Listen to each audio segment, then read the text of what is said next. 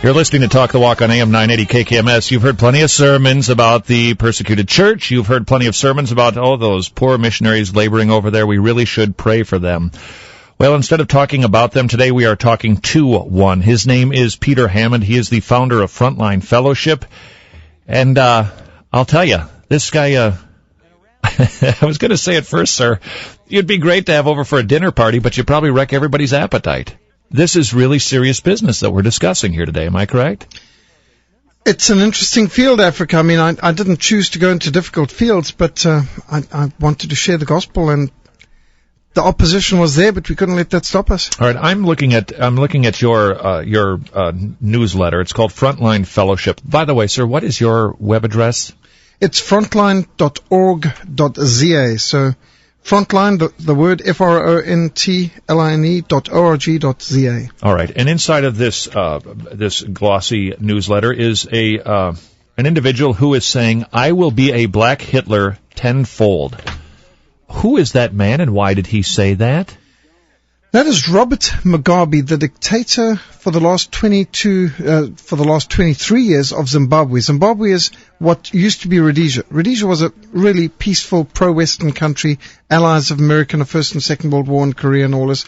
But now, because of the U.S. State Department, thanks to Jimmy Carter's policies and Andrew Young, it was handed over to this very man, this mass-murdering, racist, lawless thug.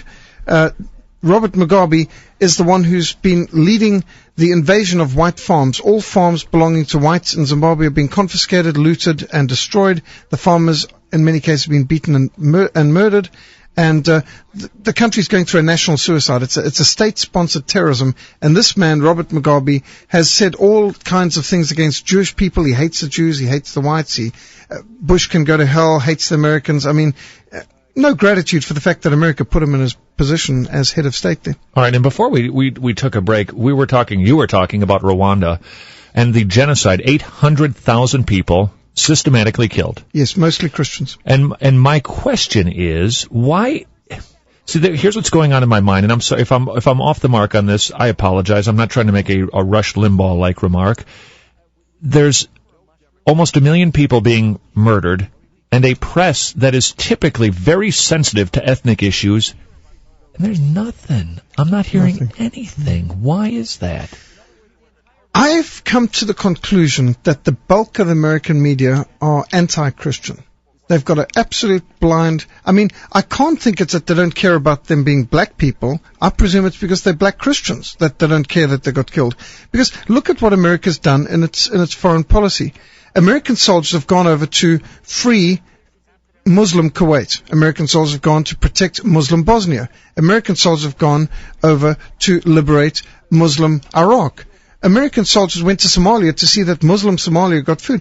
American foreign might has been projected to help Muslims overseas, but I don't see them ever helping Christians. The Christian Croatians could get flattened. The Christians in Slovenia could get hammered. The Baltic states, Latvia, Lithuania, and Estonia, they were getting pulverized by the communists at the very same time that Kuwait was being invaded. So if we're going to make the world safe for democracy, where the weak can be safe from the strong, why wouldn't we back some Christians sometimes?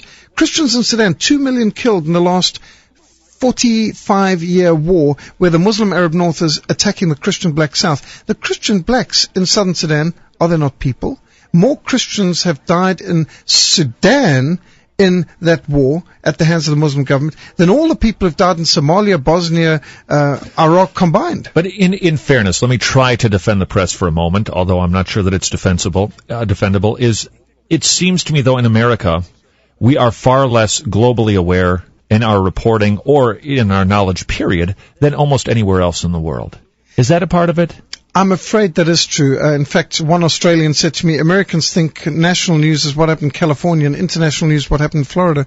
And I'm afraid I am a bit stunned at the lack of general knowledge of the whole world, considering this is the world superpower, and considering that America has such an influence in what goes on in other countries, and considering that your taxpayer money goes to fund almost every dictator on earth, and every country on earth benefits from your taxpayers. I didn't know you had so much money to throw away that you could fund all sides of every war out there, but that seems to be what your government always seem to want to do. You would think then the people who vote in these governments and hold the State Department to account, that they would at least be informed about what's going on in other countries so that they're not putting another mass murdering dictator in power and supporting another persecutor of Christians. But back to the press, though. This should be the type of issue where it's just hotter than what it is. I mean, right. You hear a little bit even out of people like Jesse Jackson. You'll hear some high-profile folks, but not even out of them. Well, let me say, Jesse Jackson has visited Sudan, and he's been a guest of the slave-trading, mass-murdering, anti-black Muslim regime, and he's not said a word for the black Christians who are being enslaved, slaughtered, crucified, and murdered in Sudan. He's been a guest of the Arab regime that has the biggest slave industry going on in Africa right now, in Khartoum.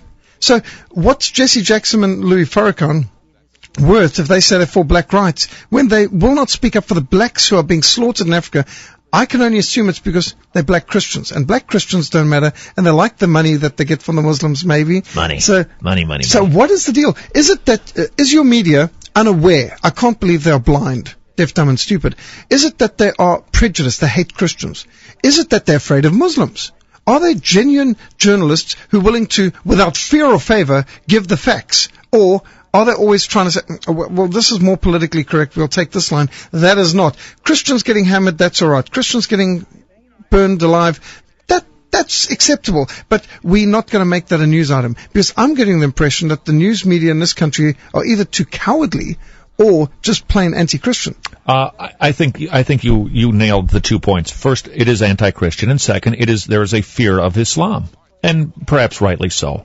So, sir, just with the outline that you've given us today, in Africa, the entanglements and the governments and the money and the wars and the religion and the history to win the war of Africa, where hundreds of thousands, millions of people perhaps die cruelly. Your position, sir, in order to make that stop, what needs to happen? Quite a few things. I mean, I'm not saying there's one solution only. I believe that America needs strong foreign policy. I believe America needs to be strong. Winston Churchill said, there's nothing they despise more than weakness. There's nothing they respect more than strength. He said that about the communists, but it's just as true for Islamic regimes and other radicals too. So I think we need a strong, informed, intelligent American foreign policy. That would be a nice change anyway. Also, we need the church to take the Great Commission seriously, because honestly, let's face it, the biggest threat to the Christian church, the greatest persecution, the greatest military threat, the greatest and worst terrorist threat to the world, where does it come from?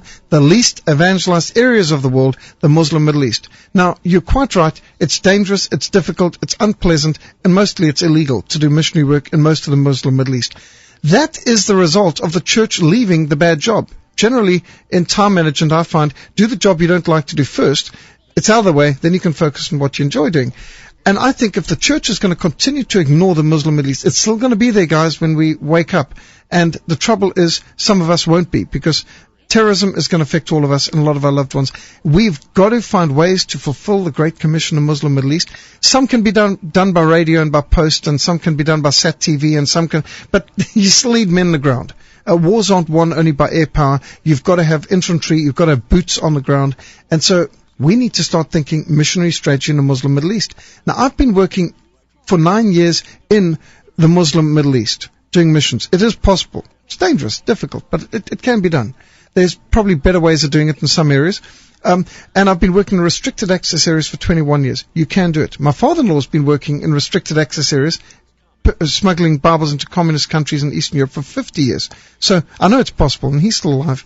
So I think we must, give up our excuses and realize God's got a way. We're not saying there's only one way, but we've got to take the Great Commission seriously, because military solutions only short-term. Long-term, it's going to have to be a spiritual transformation of these nations, because you're never going to restore democracy to Iraq while Islam is the majority religion, because you cannot have a Muslim democracy. Can listeners please name for me one Muslim democracy? But wait, stop right there with that sentence. There cannot be an Islamic democracy. My question when we return with Peter Hammond is, can there be a democracy with Islam? We'll pick that up with Peter Hammond, who will be speaking this evening at 7 o'clock at Elmwood Evangelical Free Church. It is absolutely free to attend. Something tells me you'll probably do some sort of an offering, correct, sir? I don't know. We don't take offerings, but if people want to do something... How do you stay fed? This is a faith mission. God's work done God's way. does not let God supply. But our mission does not take offerings, no.